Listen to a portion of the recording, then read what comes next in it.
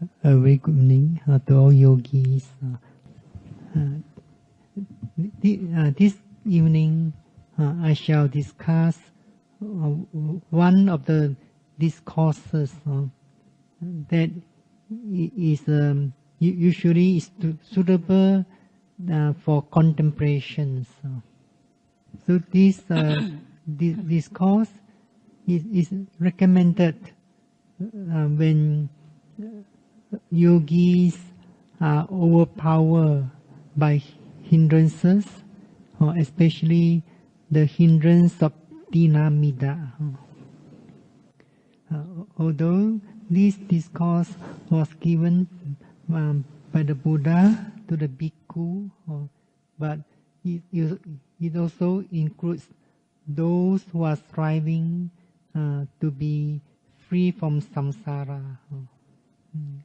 And this is also one of the 7 canonical discourses recommended by King Asoka. So this is one of the discourses inscribed in the rock edict. So edict means like an order or proclamation issued by the authority. Authority means like the king or the rulers. So the title of this discourse is the 5 threatening dangers. The Buddha says, if one perceives these 5 threatening dangers, then it's enough for him or her to live heedful or zealous, with a heart resolute. That means putting forth a very strong resolution, a firm resolution to achieve the unachieved, to attain the unattained, to realize the unrealized. So if one has not achieved any path knowledge, or has not yet attained any stages of enlightenment, and have not yet realized any fruitful knowledge, so when one perceives this danger, one would put forth effort to strive. So what are these 5 dangers? The first, the Buddha say, one reflects past. I'm now young or youth, in the first phase of life. My hair is still black. But the time will come when this body will be in the grips of old age. So when one is overpowered by old age, then it's not easy to contemplate on the teachings of Buddha. It's not easy to live in the forest or jungle or in any secluded dwellings. So in other words, it's not easy to meditate or to practice bhavana when one is overpowered by old age. So do you think this condition is desirable or undesirable? So one reflects that before this undesirable condition, so unpleasant and disagreeable, approaches me. So prior to that, let me master all my energy for achieving the unachieved, or for attaining the unattained, or for realizing the unrealized. So that when I'm in that state, I shall live happily even in old age. So this is one of the 7 canonical texts recommended by the King of Soka. So the, in this rock edict, King Asoka also also put a very witty remark. Witty remark means like something quite humor. So King Asoka say, Reverend Sir, these passages of the law, so this passage of the law means the Dharma. He said to weak, it means to say it in a humorous way, fears of what may happen. So do you have this fear? Do you have this fear that this will happen to you? So there's no doubt the old age will come to us. So here the King Asoka say fears of what may happen, as if one thinks that it's not going to happen. Then the King Asoka say further, spoken by the Buddha, this Reverend Sir, I desire that many monks and nuns should frequently hear that and meditate on. Likewise, the Upasaka, Upasika should do the same. So if one meditate or contemplate on this teaching frequently, then one would arouse all the effort or master all the effort to strive. So when one is getting old, it's not easy to contemplate. Contemplate here means to meditate on the teachings of the Buddha. Then the second threatening dangers is that one reflects task. I'm now free from sickness, free from disease.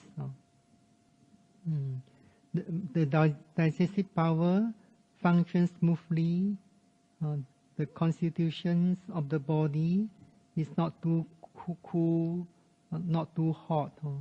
It's balanced and fit for making effort. So when the time will come when this body will be in the grips of sickness. So when one is physically sick or ill, it's not easy to meditate or to contemplate on the teachings of Buddha. So if one has accumulated more and more experiences in mindfulness meditation, insight meditation, then one will not suffer so much when there's a physical sickness or physical suffering. But if one could attain all the stages of path knowledge, then definitely one shall live happily, even in sickness. So this is the second threatening danger. Then the third danger is that one reflects task. Now there is an abundance of food, good harvest, easily to obtain food. Of course, this discourse was given to the monks. The Buddha was referring to the monks that they can obtain alms food easily. But a time will come when there will be a famine or a bad harvest.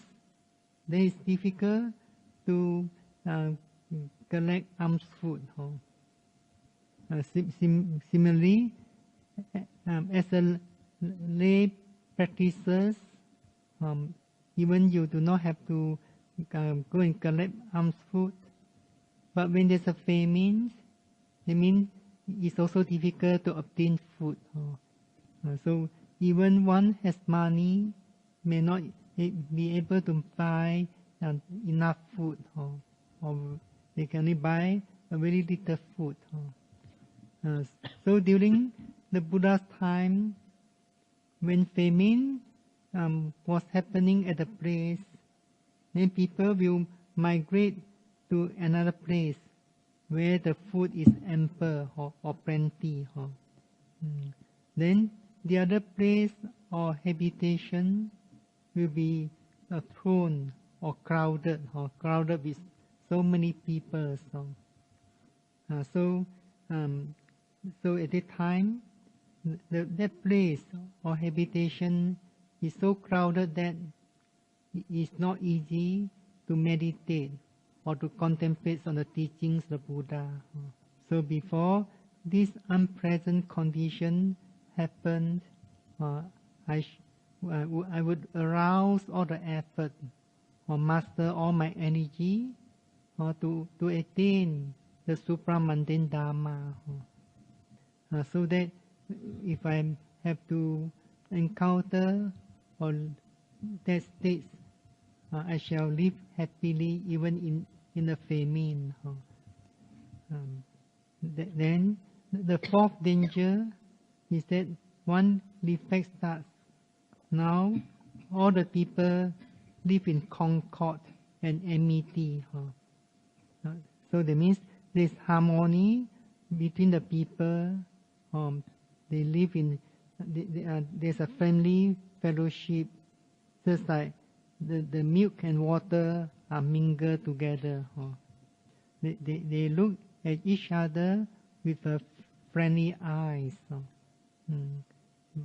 But there will come a time of danger, of unrest among the younger people, the younger tribes. So the people will live in fear. So when there's war or conflict, even within the countries, your mind may not in the peace. So during the Buddha's time, of course, those people who live in fear will run. That means they'll mount their horse carts and drive away and move to a place of safety. So that place or habitations will be very crowded. So when the place is so crowded with the people, it's not easy to meditate or to contemplate on the teachings of the Buddha. So before this undesirable condition, which is unpleasant, not agreeable, happening, I shall arouse all my effort to strive to attain or to realize the supramundane Dharma. So that when one is living in that state, one shall live happily even in the time of such dangers. So are you facing or encountering any of this danger? No, because you still think you are young. Isn't it? The Buddha say one defects that one still in the youth or first phase of life. So we still have the good condition to strive at this moment. Then the fifth threatening dangers that one reflect task. Now the congregation of monks lives in concord and amity. All live happily under one teaching. One teaching means one Dharma. So during the Buddha's time, all the disciples of Buddha have confidence in the one Dharma or one teaching. But the time will come when there will be split in the congregations. When was the split of congregations started? The split of congregation started many years ago, where the Mahana and Hinayana they split into Mahana and Hinayana. This Hinayana is now known as the teaching of Theravada. But over the times, even under Mahana or Theravada, they may split into more sects. And now we also have Vajrayana. So one reflects that when the congregation speaks, one cannot easily contemplate upon the teaching of Buddha, or it's not easy to practice the Dharma. So that's why there are many of those who follow the teachings. They may get confused, although over the various teachings, the sectarian teachings. So one should reflect past before this undesirable condition happened, so unpleasant, disagreeable, or one should arouse the effort to strive or to attain not yet, what is not yet attained. It means to realize the superabundant Dharma. So that if one is in the possession of that state, one still live happily, or even when there's a split in the congregations. So nowadays, it's still possible to follow the teachings of the true Dharma. Sometimes you have to use some wisdom to know the practice, whether this practice is the correct practice or the wrong practice, and so on. So even the Buddha's time, the Buddha also knew that eventually the teachings of the true Dharma will disappear. The Buddha used a simile of a drum pad, the drum pad. He say once in the past, the Dasarahas had the kettle drums called the summoner. So these known as summoner because they use these drums, they beat the drums in order to gather all the peoples for festival. So this kettle drums was made from the claw of the giant crabs. So when this summoner became cracked, then they would insert another pad. Then eventually the time came, the original drum head of the summoners had disappeared. And then there's only collections of the pads remained. But the name of the drums is not changed. The name of the drums still the same. They still called the summoner.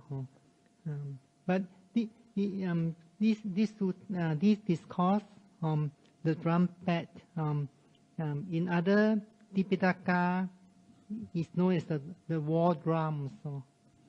So means that when they hit the drums, when the enemy comes.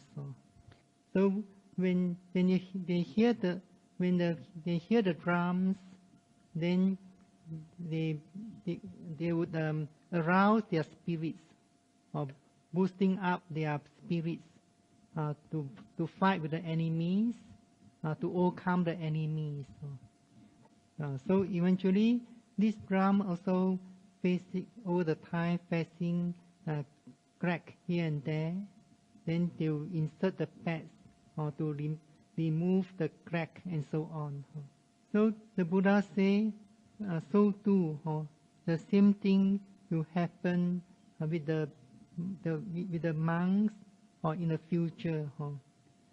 Those discourses spoken by the Tathagata that are deep or deep in meaning or supramundane, dealing with emptiness. When these discourses are recited, they will not be eager to listen to them or lend their ear to them. So neither they will apply their minds to understand. They even think that these teachings should not be studied and mastered. But when those discourses, they are mere poetry, poetry composed by poets, very beautiful in words and phrases, created by outsiders. Outsiders means those who are outside the teaching Buddha. So when they are spoken by them or their disciples or recited at the time, they will be eager to listen.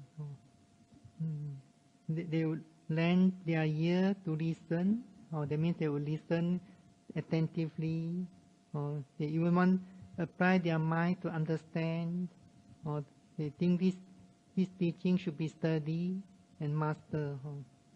So that's why nowadays you may hear some Buddhist hymn or Buddhist songs. So many are enjoying listening to this beautiful song with the music. There's a song even say that life never dies. Have you heard about this song? I cannot sing for you. So the Buddha say in this way, those discourses spoken by the Buddha, they are deep or deep meaning, supramundane, dealing with emptiness will disappear. So some commentaries say that when the true Dharma is in the process of disappearing, first the attainment is becoming less and less. Then the practice also declining. Then the learning of the true Dharma also declining. So that's why even the way of mindfulness practice today may not the way of the way taught by the Buddha. So now there are many types of mindfulness meditation. For example, one the famous one now is spreading from the West to other countries. There's no mindfulness-based stress reductions. They only wish to be relaxed. So it's being widely accepted in certain countries. There's one article say that this practice of mindfulness started in the East.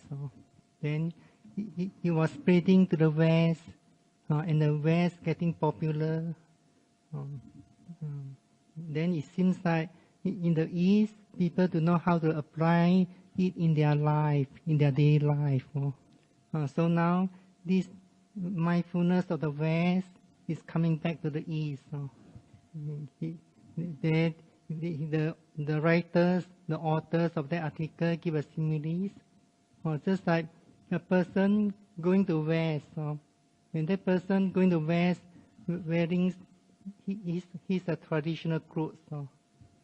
If they are Burmese, then they are wearing longi going over there. But he say now the mindfulness come back to the East with the Western suit. So now it's difficult to teach this mindfulness. So the Buddha, there's one time a monk asked Venerable Ananda. He asked Ananda, what's the cause and the reason why the true Dharma does not endure long after Tathagata has attained Nibbana? And what's the cause and reason why the true Dharma endure long after Tathagata has attained final Nibbana? I think you may have heard of this discourse before. So whenever another answer is because the four foundation or the four establishments of mindfulness are not developed and cultivated, the true Dharma does not endure long. And it's because the four foundation of mindfulness or the four establishments of mindfulness are developed and cultivated that the true Dharma endures long or after Tathagata has attained final Nibbana. So when you practice Satipatthana meditations, you are not only gaining benefit for yourself, you're also making an effort so that the true Dharma will endure long. So only through the practice of Satipatthana meditation, then you develop your wisdom. So this wisdom that's gained through your personal experience, direct experience, you guide you or to know or to make this a distinction whether this is the teaching of the Buddha or this is not the teaching of the Buddha. So what should be emphasized that we should practice the four foundations of mindfulness. If one chooses to practice one out of the four foundations, that practice is not complete. We always say that the essence of sati or mindfulness is only one. That's be mindful what's arising at that present moment. The difference is only in terms of four different objects. So the four different objects are body phenomena or sensation of feelings, the mind or the mental states, and the Dharma. You can find all these four different objects in you. So we cannot choose one object only. When one object has disappeared, then there will be another object arising. We cannot determine what is the object going to arise in the next moment. So in other words, one of the object from any of the foundation can arise at that time. For example, when meditators realize that the rising movements have disappeared, then meditators cannot predict that there will be another movement to appear. In the next movement, a sensation, for example, a strong pain can arise, or a mental state can arise, or the hearing can be very distinct, happening at the time. So if the hearing arising at the time, then meditators have to be mindful of that hearing.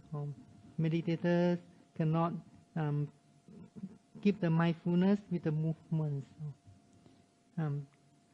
So when mindfulness is not well developed, then we have to lay down the principle or the guidelines of the practice. In other words, meditators conscious of a few objects, sometimes 3-4 objects happening or arising almost at the same moment, but the mindfulness is not yet ready to mindful of them one after another. So that's why we lay down the principle that meditators should mindful of the most dominant object or the most distinct object. Then, if there are two different phenomena, one is arising in the mind, the other is in the body, then meditators should give priority to the mental object or mental phenomenon. So meditators have to make an effort to mindful of any mental states until that mental state has disappeared by itself. When mental state has disappeared, meditators should be quick enough come back to the body object or body sensation, whichever is more dominant. So sometimes meditators mindful and not thinking has disappeared. They still focus the mindfulness at that place.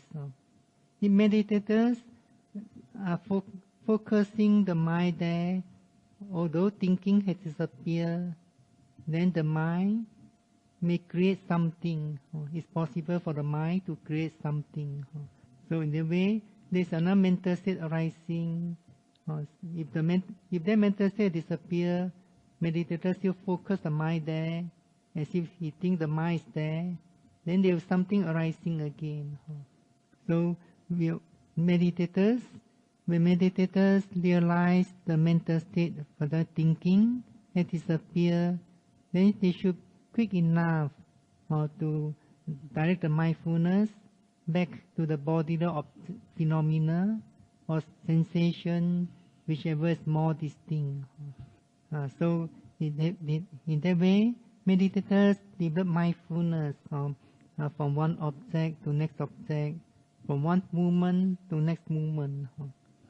And we are not only practicing mindfulness during sitting, walking, or during the retreats. Once the Buddha said, mindfulness is helpful everywhere. Mindfulness is needed all the time.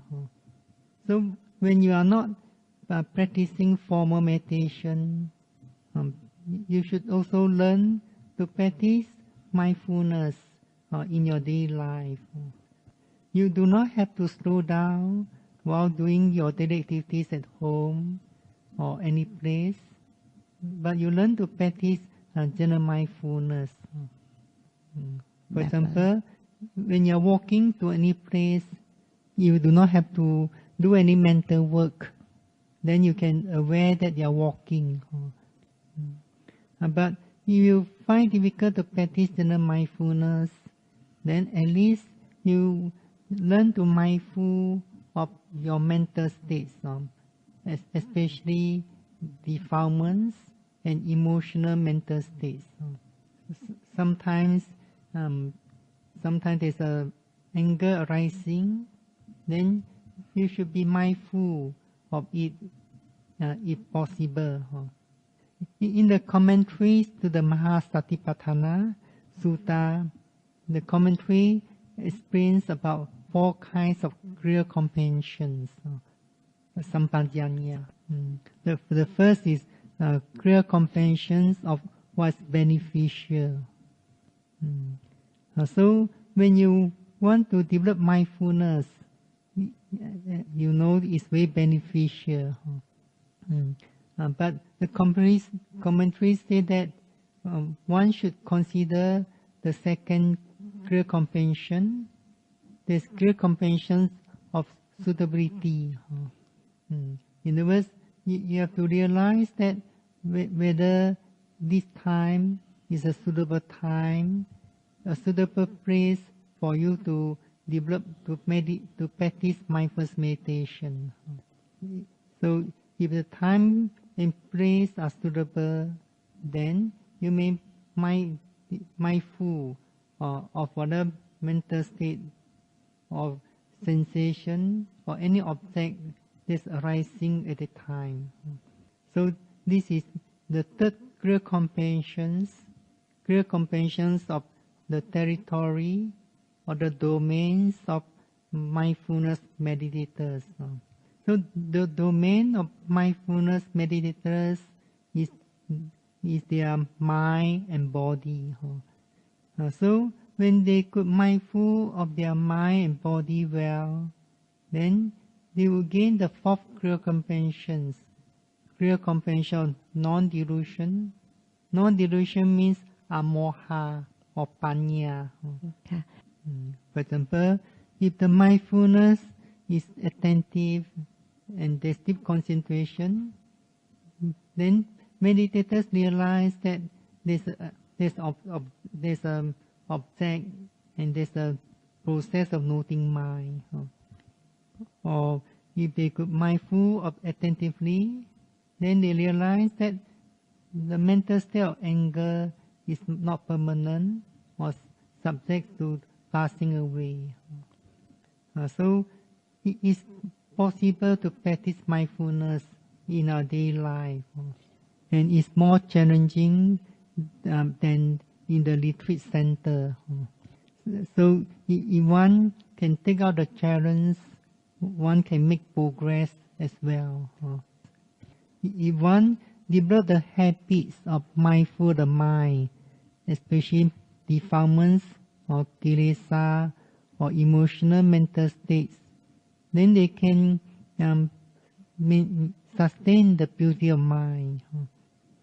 In that way, when they go back to join another retreat, they could settle down quite fast.